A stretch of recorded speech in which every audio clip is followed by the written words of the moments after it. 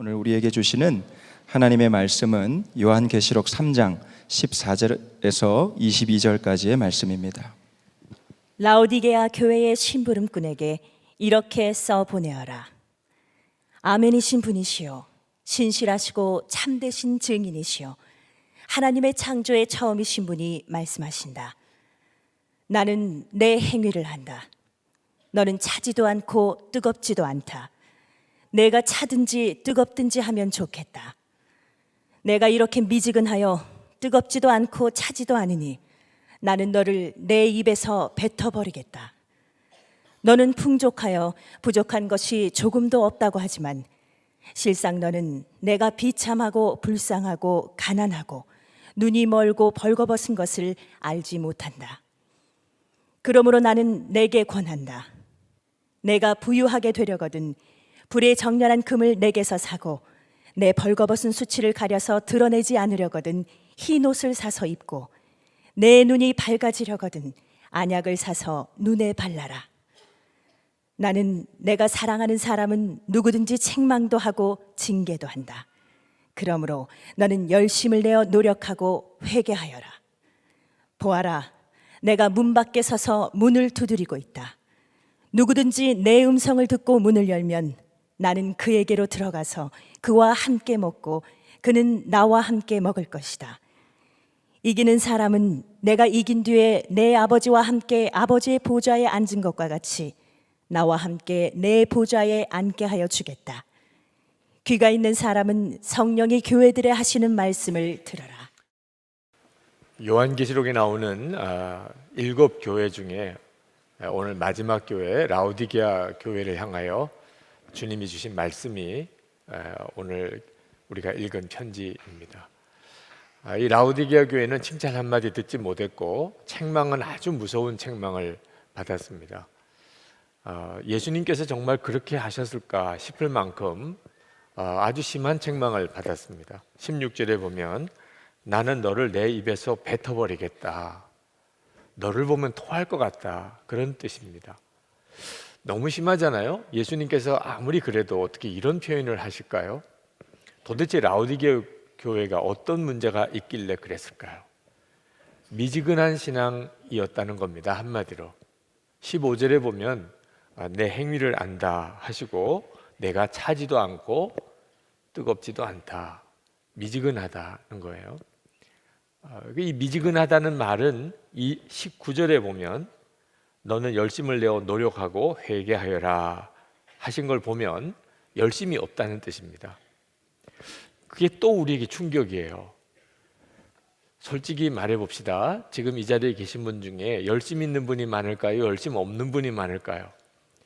양심껏 대답해 보세요. 여러분은 신앙이 뜨겁습니까? 미지근합니까? 많은 분들이 나는 좀 신앙이 미지근해. 오늘 교회를 나오긴 했지만 그렇다고 뭐 내가 열심히 있는 건 아니야. 이런 생각을 하는 분들이 상당히 많으실 거예요.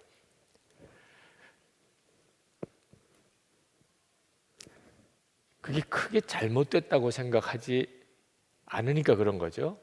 잘했다고 말하기까지는 그렇지만 예수님이 이렇게까지 말씀하실 정도로 그게 잘못됐나? 정말 그렇게 깨달았다면 그런 미지근한 상태에 더 이상 계시지 않겠죠. 교회 안 나오는 것보다 낫잖아요. 이렇게 주일에 교회 나왔는데 교회 안 나오는 사람도 너무 많은데 이만해도 대단하잖아요. 세상에 허랑방탕하게 사는 사람도 있는데 좀 열심히 없다는 것뿐이지 그래도 예수 믿고 이만큼 사는 게 괜찮아요.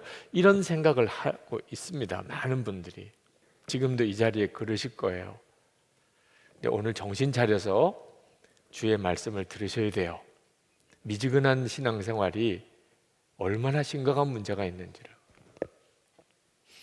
19세기 영국 교회를 대표하던 설교자 중에 한 분이 J.C. 라일 목사님이신데 그는 세례받고 교회만 다니면 다 천국에 갈 거라고 당시에 영국 교회 교인들은 대부분 그렇게 생각했습니다. 그들에게 하늘에서부터 떨어진 거룩한 폭탄이라고 별명이 붙은 목사님입니다. 그분이 설교 중에 이런 표현을 쓰셨습니다. 안타깝게도 구원에 이르는 믿음이 없고 그리스도와의 진정한 사귐이 전혀 없는 게 분명한데도 죽으면 천국에 갈 거라고 말하는 사람들이 많습니다. 하지만 이런 사람들은 천국에 적합하지 않습니다. 여러분들은 이 땅에서 그리스도를 높이지 않습니다. 여러분은 그분과 전혀 교통하지 않습니다. 여러분은 그분을 사랑하지도 않습니다. 여러분이 천국에서 무엇을 할 수 있겠습니까? 천국은 결코 여러분을 위한 곳이 아닙니다. 천국의 기쁨은 결코 여러분을 위한 기쁨이 아닙니다. 천국의 행복은 여러분이 소유할 수 없는 행복입니다. 천국은 여러분의 마음에 따분하고 부담스러울 것입니다. 그러므로 늦기 전에 회개하고 변화를 받으십시오. 천국에 대한 가장 확실한 준비는 지금 예수님과의 교제임을 명심해야 합니다. 여러분 중에 이 라일 목사님의 설교를 100여 년 전에 설교지만 상당히 마음이 불편하신 분들이 있으실 거예요. 내가 구원받지 못했단 말이야? 그런 생각을 하실 수도 있죠. 이게 라오디게아 교인들이 느꼈을 느낌입니다. 라오디게아 교인들은 자기들이 상당히 좋은 교인이라고 생각했습니다. 자부심이 대단한 교회였습니다. 17절에 보면 너는 풍족하여 부족한 것이 조금도 없다 하지만, 어느 정도의 자부심이면 이런 말을 했겠어요. 우리는 풍족하여 부족한 것이 조금도 없다. 그런데 실상이 뭐였죠? 너는 내가 비참하고 불쌍하고 가난하고 눈이 멀고 벌거벗은 것을 알지 못한다 하셨습니다. 이 예수님의 평가예요. 라오디게 교회는 상당히 부유했던 것 같습니다. 그 도시 자체가 부유했습니다. 게다가 무슨 무서운 핍박에 대한 기록이 없어요. 상당히 편안했습니다. 부유하고 편안하면 누구나 부러워할 만하잖아요. 그런데 우리 주님이 눈에 보시기에는 가난하고 비참하고 불쌍하고 눈이 멀고 벌거벗었어요. 그런데 라오디게아 교인들은 그걸 스스로 전혀 알지 못했어요. 우리도 그럴 수 있어요. 내 모습이 어떨까? 지금 내 실상이 어떨까? 오늘 말씀을 통해서 여러분도 여러분 자신을 볼 수 있어야 합니다. 제가 저희 친구, 오랜 친구 목사님 교회에 상당히 오래 전입니다만 부흥회를 인도해달라는 요청을 받고 갔었습니다.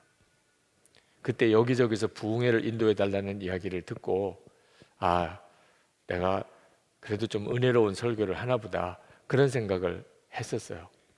부흥회 집회 끝나고 제 친구가 저에게 제 설교에 대한 평가를 해주었습니다. 유 목사 설교는 참 좋은데 불은 없어.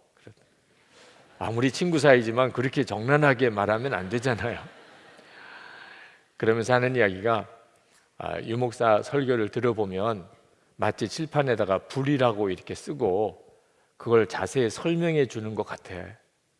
그런데 종이에다가 불을 확 붙여서 보여주면 그게 진짜잖아. 그러면 확실하게 알잖아. 뭐 설명할 필요가 뭐가 있어.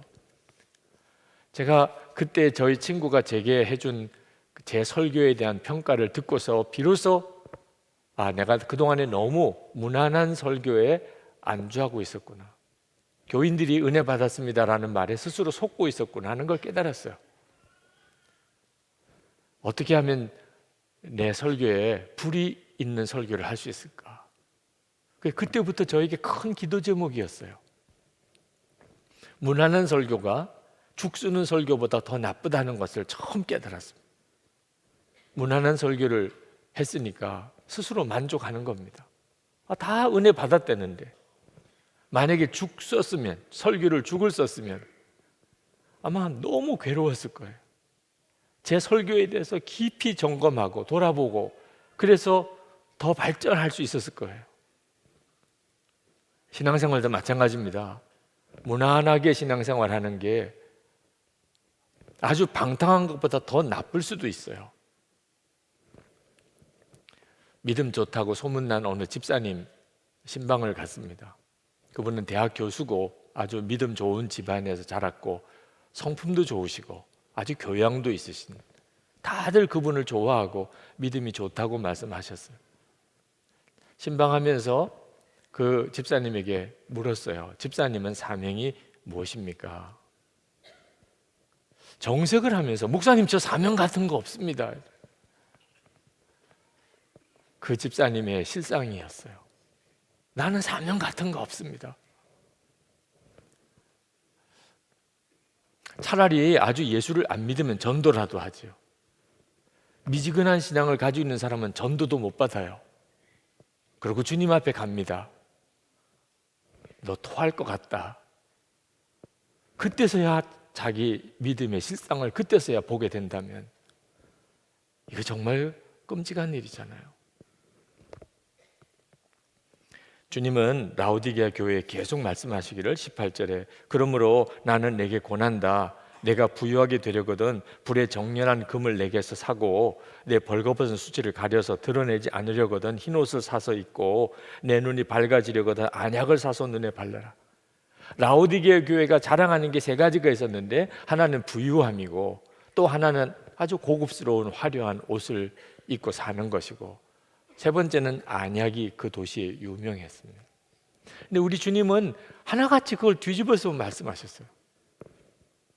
내가 가지고 있는 금은 깨끗하지 못한 금이야. 불에 정연한 금을 사라. 너는 지금 화려한 옷을 입고 좋아하지만 실제는 벌거벗은 거야. 그러니까 주의 보혈로 씻음을 받은 흰옷을 사서 입어라. 너 안약이 좋다고 자랑하지만 너의 영적인 눈은 다 멀어 있어. 제발 안약을 사서 눈을 뜨라. 그런데 이 모든 것이 다 주 예수님으로부터 오는 것입니다. 내게 와서 사라고 3번이나 말씀하셨어요. 내게 와서 사라. 예수님만이 그렇게 해주실 수 있는 거죠. 자, 그러면 어떻게 주님께 가서 불에 정연한 금을 사고 그리고 흰 옷을 입고 그리고 안약을 사서 눈에 발라 눈을 뜰 수 있습니까? 주님이 보여야 가잖아요. 여러분 예수님께 어떻게 가지요? 걱정하실 필요가 없습니다. 예수님께서 오셔서 우리 마음의 문을 두드리시기 때문에 우리가 주님을 막 찾아다닐 이유가 없습니다. 지금 이 시간에도 마찬가지예요. 여러분 모두에게 주님이 오셔서 여러분의 마음의 문을 두드리고 계십니다. 20절 말씀에 보아라 내가 문 밖에 서서 문을 두드리고 있다. 누구든지 내 음성을 듣고 문을 열면 나는 그에게로 들어가서 그와 함께 먹고 그는 나와 함께 먹을 것이다. 우리가 예수님께 갈 수 있는 아주 딱 하나의 길은 그냥 마음을 여는 겁니다. 문을 두드리시는 주님 앞에 마음을 열고 주님을 영접하는 겁니다. 우리 주님이 우리 안에 오시면 미지근한 신앙생활 끝납니다. 주님을 모시고 이제는 항상 주님과 동행하는 삶 자체가 열정적인 삶, 생기가 있는 삶. 주님이 내 안에 계신지도 모르고 전혀 주님을 바라보지도 않고 그렇게 사는 사람은 그건 교회를 다녀도 미지근한 신앙생활이에요. 저는 지난 주간에 필리핀을 다녀왔습니다. 거기서 컴패션 사역 현장을 비전 트립을 하고 왔는데 가서 충격을 받은 것이 그 컴패션에서 양육받은 아이들이 사는 환경은 어떻게 사람이 이런 곳에서 살 수 있나 싶을 만큼 정말 열악한 곳이었습니다. 그런 곳에서 사는 아이들은 소망이 없습니다. 그 환경에서 벗어날 가능성이 없어요. 배울 수도 없고 제대로 먹을 수도 없습니다. 그런데 컴패션에서 그 아이들 하나하나씩을 입양을 해서 그 아이들을 거기서 말씀으로 가르치고 그리고 먹이고 그리고 가정을 회복시키시는 일을 합니다. 그리고는 아이들이 완전히 다른 인생이 되어버리는 겁니다. 필리핀 사회에서 다들 아주 뛰어난 지도자들이 되어 사회에 공헌하고 그리고 다시 자원봉사로 컴패션에 들어가서 다른 아이들을 돌보고 있더라고요. 어떻게 이런 일이 가능하죠? 예수님을 만난 거예요. 그 어린아이 때 주님을 만난 겁니다. 그 컴패션 자원봉사하는 그 스태프들을 만나서 당신이 어떻게 이런 일을 하느냐고 이렇게 물어보면 한결같이 10초도 안 돼서 다 울어요. 그들은 말합니다. 내가 가장 밑바닥에 있을 때 하나님의 사랑이 제게 임하였습니다. 하나님의 사랑을 어릴 때 너무너무 가난할 때 인생에 꿈이 하나도 없을 때 그때 하나님의 사랑을 만났어요. 전혀 알지 못하는 외국에 사는 후원자의 후원금, 그리고 자기를 너무나 사랑하는 교사들, 그리고 하나님의 말씀과 사랑으로 그의 심령에 오시는 예수님을 만나고 인생이 바뀐 겁니다. 놀란 것은 그 어린이 센터의 사무실에 들어가 봤는데 벽에 바인더들이 쫙 빼곡히 그렇게 정리가 되어 있었습니다. 그 컴패션에서 입양한 아이들 하나하나를 그 바인더에 다 담아두었습니다.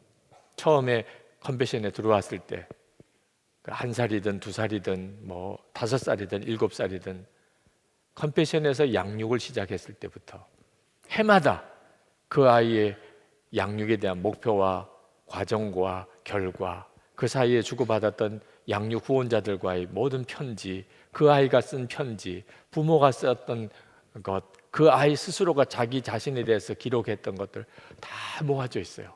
해마다 기록이 늘어나지요. 그리고 그 아이가 고등학교 졸업할 때쯤 그 바인더를 그 아이에게 열어 보여줍니다. 그냥 다 눈물을 쏟아요. 자기가 그 비참했던 때부터 자기에 대한 모든 영적 양육 기록이 다 들어있는 겁니다. 전 우리 교회 교인들과 또 우리 교회 학교 아이들을 정말 그렇게 양육했나 너무 부끄럽더라고요. 어린 아이에게도 아무리 비참한 형편에 있어도 예수님이 그 심령 속에 들어가면 그러면 인생이 완전히 바뀌는 것을 보았어요. 왜 우리가 예수를 믿어도 삶의 변화가 없는 겁니까? 왜 우리는 이렇게 미지근하게만 신앙생활을 해야 하는 겁니까? 이유는 하나예요. 예수님과 실제로 인격적으로 살아있는 교제가 없이 그렇게 예수를 믿으려니까 그렇게 되는 겁니다. 예수님을 영접하기는 했던 사람도 잊어버렸어요. 예수님을 영접했다는 것조차. 그러니까 함부로 말하고 행동하고 사는 거죠. 가나 온린 잔치집에 예수님께서 포도주가 떨어진 그 잔치집에 아무것도 안 하시려고 하셨어요. 이유는 손님이셨기 때문입니다. 예수님이 주인이냐 손님이냐에 따라서 주님의 역사가 완전히 달라집니다. 그런데 예수님을 손님으로라도 여기고 있나요? 주님이 내 안에 오셨는데 예수님을 정말 귀한 손님으로라도 여기고 있나요? 그런데도 말을 그렇게 함부로 하고 행동도 함부로 합니까? 우리는 주님을 영접해놓고도 주님을 완전히 무시하고 사는 거예요. 그러니 예수님을 믿어도 우리 안에 영적인 생명력, 우리의 삶의 진정한 성령의 열매가 맺어지지 않는 것입니다.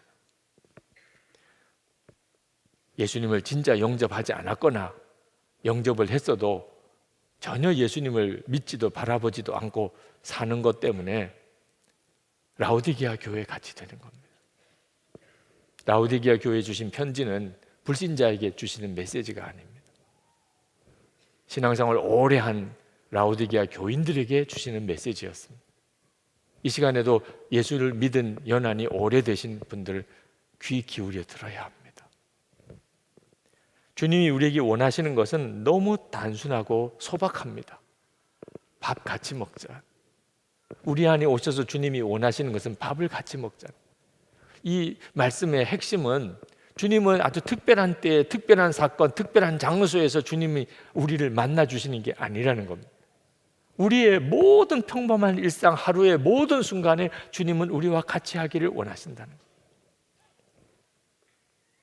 여러분이 그 사실을 명심해야 합니다. 우리가 예수님을 믿는다는 것은 진짜 예수님을 마음에 영접하고 주님과 늘 함께 사는 것입니다. 열심을 내라, 열심을 내야 한다고 해서 열심히 나는 것도 아닙니다. 주님이 내 안에 정말 오셨고 내가 그 주님을 바라보는 믿음이 생기면 그 자체가 열정입니다.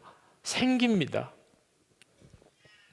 24시간 예수님을 바라보자고, 예수님과 동행하는 일기를 쓰자고. 그러니까 어떤 분이 저에게 목사님은 왜 그렇게 힘든 삶을 사십니까? 저도 남들처럼 좀 편안하게 살아봤으면 하는 생각이 있었던 적이 있어요. 왜 나만 이렇게 유난스럽게 예수를 믿어야 되는 거야? 이런 생각이 잠깐 들었던 적이 있었습니다. 근데 이게 얼마나 바보 같은 생각인가 하는 걸 깨달았어요. 여러분, 마귀가 어떻든지 우리를 삼켜서 멸망의 길로 가도록 역사하고 있다는 사실을 여러분이 진정으로 믿습니까? 그렇다면 편안한 삶 자체가 없는 거예요. 마귀가 우리를 어떻든지 붙잡고 저 끔찍한 지옥으로 끌고 가려고 하고 있는 게 사실이라면 도대체 편안한 삶이 어디 있습니까? 그러니까 나도 좀 편안하게 살아봐야지 하는, 완전히 속는 거예요. 예수님은 분명히 좁은 문으로 들어가라고 하시지 않았습니까? 문제는 그 좁은 문으로 들어가는 삶이 힘들기만 해서는 갈 사람이 아무도 없는 거죠. 그 삶 속에서 누려지는 기쁨이 있어요. 예수님과의 동행함입니다. 실제로 예수님은 정말 나와 같이 계시고 살아 계시고 주님이 함께 계시는 게 믿어지고, 잠을 자도 주님을 바라보고 깨어도 주님을 생각하고 항상 주님과 동행하게 되고 말씀이 내 속에서 역사하시는 게 분명히 느껴지는 삶.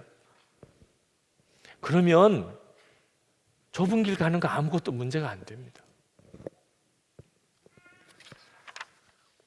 라오디게아 교인들 주님이 책망을 하셨지만 실제로는 주님은 사랑으로 절절 끌었어요. 19절에 나는 내가 사랑하는 사람은 누구든지 책망도 하고 징계도 한다.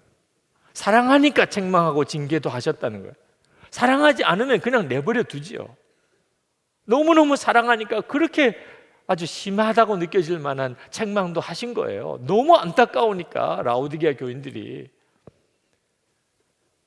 주님의 책망이라도 이렇게 마음에 느껴진다면 정말 감사할 일입니다. 오늘 이 예배를 드릴 때 주님의 책망이 뭔가 마음에 느껴진다면 여러분은 살아있는 존재예요. 주님이 여러분에게 역사하고 계신 거예요. 여러분의 마음을 두드리고 계시는 거라고. 주님이 라오디게 교회를 사랑하는 증거가 또 하나 있는데 20절에 내가 문 밖에 서서 문을 두드리고 있다. 여러분, 누가 누구 문을 두드려야 됩니까? 지금 누가 문제고 지금 누가 답답한 겁니까? 우리가 답답한 거잖아요. 우리가 문제잖아요. 그러니 우리가 주님께 문을 두드려야 되잖아요. 살려달라고, 만나달라고, 역사해달라고, 사랑해달라고. 그런데 지금 완전히 바뀌어버렸어요. 예수님께서 라오디게아 교회 교인들을 향하여, 예수님께서 지금 우리들에게 계속해서 문을 두드리고 있는 겁니다. 여러분, 바깥에서 열리지 않은 문을 두들겨 본 경험이 있다면 그게 얼마나 안타까운 건가를 느끼실 거예요. 우리를 향한 주님의 사랑이 아니라면 우리의 마음을 두드릴 리가 있겠습니까? 목사님, 저는 예수님이 내 마음을 두드리는 걸 전혀 모르겠는데요. 그러신 분이 혹시 있다면, 여러분, 예수님은 도대체 누가 믿게 하셨나요? 예수님이죠. 새벽기도 누가 가게 하시나요? 예수님이죠. 오늘 예배 누가 여기까지 오게 하셨나요? 예수님이죠. 예수님께서 여러분의 마음을 두드리는 걸 아직도 모르시겠습니까? 이제는 마음을 열어야 돼요. 여러분, 언제까지나 주님이 마음의 문을 두드리기만 있는 대로 만족하면 큰일 납니다. 이제는 정말 주님께 여러분의 마음을 열어야 돼요. 여러분이 주님께 마음의 문을 열려면 먼저 여러분 주위 사람들에게 마음의 문을 함께 열어야 됩니다. 예수님께는 마음의 문을 열었는데 사람들에게는 마음의 문을 열지 않을 수가 없어요. 우리가 순간에 예수님과 정말 친밀하고 나와 함께 계시는 게 믿어지는 이런 단계를 순간에 얻어지지 않습니다. 처음에는 사람을 의식하는 게 주님을 바라보는 것보다 더 강해요. 내가 실제로 눈으로 보는 사람들. 그래서 주님은 주님께도 마음을 열지만 사람들에게도 마음을 열게 하시는 겁니다. 사람을 더 먼저 의식하게 되지만 계속 주님을 바라보는 마음으로 내가 마음을 열고 어둠의 권세가 내 마음을 사로잡지 못하게 하다 보면 비로소 주님이 나와 함께 계시는 게 믿어져요. 사람보다도 주님이 더 의식하게 된단 말입니다. 그래서 우리가 영성일기 나눈 방에 여러분들이 들어오시라고 하는 겁니다. 일기를 나누는 것에 대해서 기겁하시는 분이 있어요. 마음을 열라는 것에 대해서 기겁하는 분이 있어요. 그러면 한번 물어보겠습니다. 도대체 뭘 숨기고 살아요? 아니, 그걸 왜 끝까지 숨기고 살려고 그러세요? 또 언제까지 그러시려는 거예요? 내가 사람들에게 마음을 열 수가 없는 것이 큰 문제가 있다는 거예요. 그게 마귀가 여러분의 마음을 사로잡고 있는 것입니다. 마귀가 자기 정체가 드러나지 않고 여러분 마음에서 빠져나와야 되겠기 때문에 계속 숨기고 살게 하는 겁니다. 주님이 괜히 우리의 마음을 열고 들어오시려고 하는 게 아닙니다. 필리핀에 가서 컴패션 양육을 받았던 모든 아이들이 다 그렇게 훌륭하게 다 자란 건 아니더라고요. 중간에 컴패션에서 빠져나간 아이들이 꽤 된다고 하는 이야기를 들었습니다. 그들과 당신들과는 어떤 차이가 있는 겁니까? 어려서 정말 주님의 사랑, 주님의 임재하심에 대해서 눈이 뜨였느냐 아니냐에 대한 차이인 것 같습니다. 하나님은 사랑의 손길을 뻗으셨어요.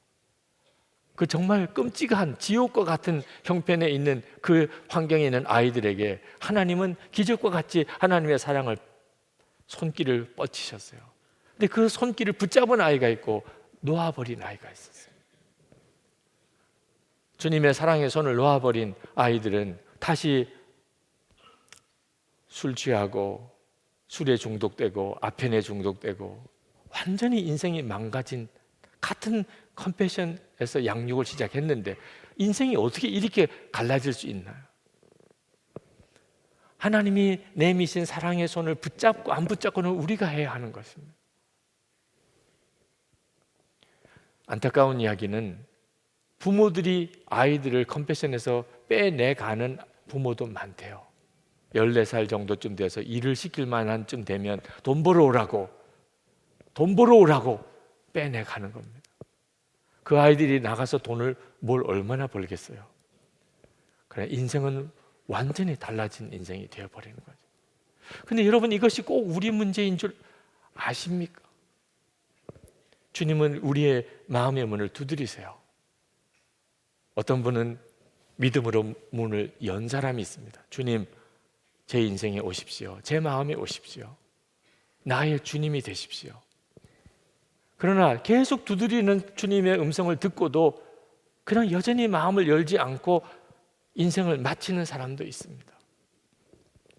저는 오늘 아주 미지근한 신앙생활을 하고 있다고 생각하시는 분, 나는 열심은 없어, 스스로 그렇게 느끼시는 분에게 정말 안타까운 마음으로 오늘 이 시간이 여러분에게 있어서 진정으로 마음이 열리는 시간이 되기를 바라는 간절한 소원이 있습니다. 1871년 10월 8일 무디가 집회에서 설교를 했습니다. 그리스도라고 하는 예수님과 우리와 도대체 우리는 어떤 관계를 맺어야 될 것인가, 이런 주제로 복음을 전하고, 그리고 설교 끝에 이제 여러분이 집에 돌아가시면 이 말씀을 잘 생각하십시오. 그리고 다음번 집회에 오실 때는 이제는 결단을 준비하고 오셔서 예수님 앞에 여러분의 믿음을 결단하십시오. 그렇게 하고는 집회가 끝났어요. 그리고 몇 시간 뒤에 시카고에 대화재가 일어납니다. 그 집회에 왔던 사람들 중에 태반이 불에 타서 죽었습니다. 그때 무디가 너무나 안타깝게 고백했어요. 내가 그러지 말았어야 돼. 그날 그 시간에 여러분 주님과 함께 결단하십시오. 이 자리에서 결단하십시오. 그랬어야 되는데 왜 내가 오늘 밤에 생각해보고 내일 결단하라고 했을까? 그 이후부터 무디는 어디든지 가면 집회 끝나면 그 시간에 결단하게 했습니다. 저는 오늘 주님이 그리해야 된다는 마음을 주세요. 여러분, 미지근한 신앙생활에서 벗어나야 합니다. 이거는 여러분의 노력으로 해결되는 문제가 아닙니다. 여러분이 진짜 주님을 만나는 눈이 뜨여야 합니다. 그러기 위해서는 여러분 자신이 진정으로 여러분의 마음을 열고 예수님이 여러분의 마음에 들어오셨다고 하는 확신이 있어야 합니다. 여러분 언제 그렇게 기도한 적이 있습니까? 예수님 정말 내 마음에 오십시오. 그렇지 못했던 분들은 오늘 그렇게 되기 바랍니다. 예수님을 내가 영접하기는 했었지, 그런데 내가 주님을 잊어버리고 살고 있다면 여러분 이제 정말 정신 차리고 이미 여러분 안에 오신 그 주님을 이제는 바라보셔야 됩니다. 주님을 바라보고 항상 마음을 열고 그렇게 살기 시작해야 합니다. 다음 주일은 추수감사주일입니다. 진정으로 하나님께 마음이 뜨거워서 감사하는 사람이 있고 미지근한 믿음으로 그저 절기의 하나로 형식적으로 지키는 부류로 확 갈라집니다. 여러분 어느 쪽으로 가기를 원하십니까? 교사 모집을 위해서 아까 영상을 보셨는데 교사로 헌신하는 일은 미지근한 믿음이 있는 사람은 불가능합니다. 그렇지 않아도 힘들어 죽겠는데 지금 내가 교회학교 교사를 하란 말이에요. 여러분 안에 주님이 오셔서 주님께서 그 일의 기쁨을, 비전을 알게 하시기 전에는 못하는 일입니다. 어떻게 하시겠습니까? 이 시간에 주님, 제가 진정으로 예수님, 제가 제 마음에 주님을 영접합니다. 그렇게 고백하실 수 있는 분, 저는 이미 주님을 제 마음에 영접했다고 저는 믿습니다. 그러나 제가 정말 주님을 정말 잊어버리고 살 때가 너무 많습니다. 그러나 이제는 제 마음에 주님이 오셨음을 제가 확신하고 그 믿음으로 제가 이제 살겠습니다. 주여, 제 눈을 열어주세요. 주를 바라보게 해주세요. 주님과 동행하게 해주세요. 이제는 더 이상 이 미지근한 신앙생활에서 내가 완전히 벗어나게 해주세요. 그 갈망이 있으신 분들은 이 시간에 자리에 일어나시기 바랍니다. 여러분을 위해서 기도하겠습니다. 여러분도 하나님 앞에 간절한 마음으로 구하십시오. 제 신앙생활이 완전히 달라지기 원합니다. 소아시아 7교회에 대한 말씀을 오늘까지 이제 마칩니다. 여러분의 믿음을 주님 앞에서 철저하게 점검하고 그리고 살아계신 주님과 동행할 수 있게 되기를 바랍니다. 우리 다 같이 주여 한번 부르짖고 기도하겠습니다. 주여! 할렐루야. 크고 놀라우신 하나님, 은혜 위에 은혜를 더하시고 하나님의 놀라우신 역사하심을 오늘도 하나님 사모하며 갈망하는 사랑하는 성도들 위해 하나님 역사해 주시옵소서. 은혜와 은혜로 더욱 함께 하시고 주님 사로잡아 주소서. 나의 하나님, 나의 아버지 하나님, 이 시간에 주께서 하시는 시간에 아버지 하나님 주를 정말 진정으로 원합니다. 주님 진정으로 주를 갈망하는 하나님 기도의 문이 닫혀있고 하나님 심령에 아무것도 느낌이 없고 아무것도 들리지도 않고 하나님 아무런 역사가 없는 것 같습니다. 하나님 이 시간에 주의 영이 역사하시고 말씀이 역사하시고 주님께 반응하게 하시고 하나님 일어나게 하시니 주여 사로잡아 주소서. 주님 붙잡아 주소서. 주님의 은혜로 역사해 주소서. 알게 하소서. 귀가 열려 주의 말씀을 듣게 하시고 눈이 뜨여 주를 바라보게 하시고 보혈로 정결한 흰옷을 입혀주시고 하나님 인생이 완전히 변화되어지는 삶 살게 하여 주시옵소서. 주님 감사합니다. 하나님 놀라우신 은혜와 사랑이 많으신 아버지 하나님, 하나님 이 시간에 참으로 저희와 함께 계심을 믿습니다. 오늘도 사모함으로 일어났습니다. 예수님을 믿고 살고 수많은 말씀을 듣지만 하나님 아무것도 들리지도 않고 아무것도 보이지도 않고 아무런 역사도 느껴지지 않는 답답한 가운데 심령이 메마를 대로 메말라지고 하나님 생기와 충만함은 도무지 경험할 수가 없는 상태에 주님 이 시간에 역사하심을 믿고 말씀하신 걸 믿고 자리에 일어났습니다. 이 시간에 주의 손으로 사로잡아 주소서. 말씀과 성령의 역사로 자리에 일어난 모든 이들 심령 속에 임하여 주소서.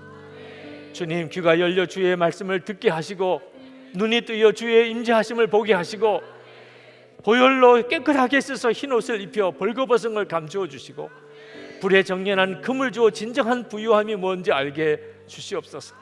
무엇보다 주님과 동행하는 기쁨, 정말 믿어지는 기쁨, 주님이 함께 하시는 것이 믿어지는 놀라운 기쁨을 주소서. 하나님의 놀라우신 은혜를 허락하여 주소서. 사모하며 갈급한 이들 위해 응답해 주소서. 하나님 오늘도 우리가 하나님 앞에 전심의 예배를 드립니다.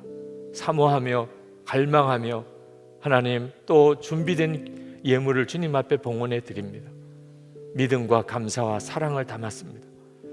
하나님을 온전히 믿고 살기를 원하는 성도들 위해 주여 은혜를 더하소서. 믿음의 증인으로 살게 하소서. 정말 축복의 증인이 되게 하소서. 소금과 빛처럼 살게 하소서. 어디서든지 기쁨의 근원이 되고 하나님의 은혜의 통로가 되게 하소서. 주님, 가정도 회복시키시고 기업의 현장도 일터도 주님 복을 주소서. 육신에 병든 자들 주님의 손으로 이 시간에 깨끗하게 고쳐주소서. 하나님, 북한에 억류되어 있는 김국기 목사님, 김정욱 선교사님, 최충길 선교사님, 김상덕 교수님과 김학성 교수님, 김동철 씨, 하나님, 중국 땅을 지금 헤매고 있는 말할 수 없이 비참한 형편에 있는 탈북자, 그들을 돕기 위해서 사역하다가 중국 감옥에 들어가 있는 신마띠아 선교사, 온성도 목사님, 하나님, 주의 종들을 주님 또한 속히 풀어주소서. 하나님, 이 한반도 땅에 진정한 복음의 통일, 십자가의 영광을 드러내 보여주옵소서. 열방에 나가 있는 선교사님, 오늘도 주의 손에 부탁합니다. 하나님, 놀라운 임재하심으로 함께 하소서. 주님이 함께 계심을 분명히 알게 하소서. 오늘도 예배드리는 곳곳에서 성령의 강력한 역사를 허락해 주시옵소서. 주 예수 그리스도 이름으로 간절히 기도합나이다. 아멘. 우리 다 일어나서서 찬양하겠습니다.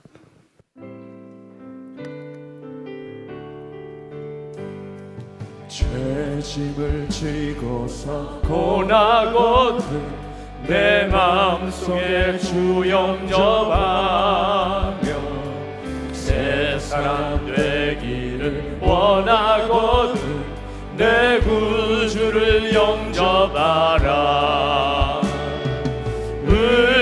의심을 다 버리고 구주를 영접하라. 마음 다 열어놓고 내 구주를 영접하라. 정결케 되기를 원하거든 내 마음속에 주 영접하며 생명수 마시기 원하거든 내 구주를 영접하라. 의심을 다 버리고 구주를 영접하라. 마음은 다 열어놓고 내 구주를 영접하라. 진실한 친구를 원하거든 내 마음속에 주 영접하며 내 맘의 평안을 원하거든 내 구주를 영접하라. 의심을 다 버리고 구주를 영접하라. 마음은 다 열어놓고 내 구주를 영접하라. 즐거운 찬송을 하려거든 내 마음속에 주 영접하며 영원한 복지에 가려거든 내 구주를 영접하라. 의심을 다 버리고